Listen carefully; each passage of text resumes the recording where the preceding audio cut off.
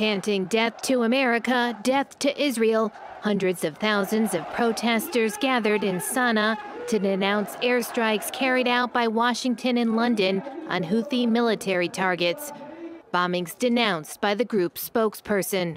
As part of its support for continued Israeli crimes in Gaza, the US-British enemy launched a brutal aggression against the Republic of Yemen with 73 raids.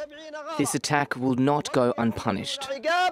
For the first time since the start of the war in Gaza, U.S. and British forces struck Houthi arsenals and military sites in Yemen, including the capital Sana'a. The U.S. president said these actions send a strong message, a view echoed by the British Prime Minister. We need to send a strong signal that this breach of international law is wrong. People can't act like this with impunity, and that's why, together with allies, we've decided to take this action.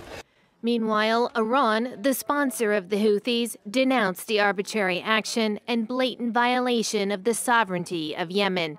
China has called for restraint, while Russia has accused the U.S. of endangering regional stability.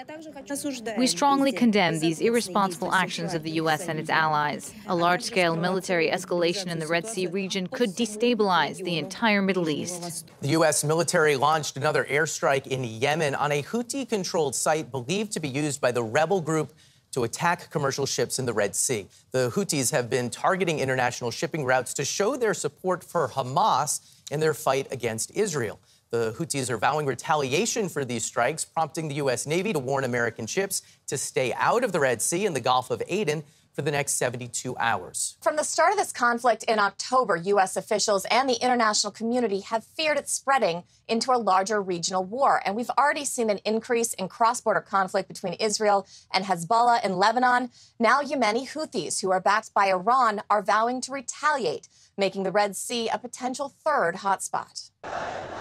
In Yemen's capital Friday, action sparked a reaction.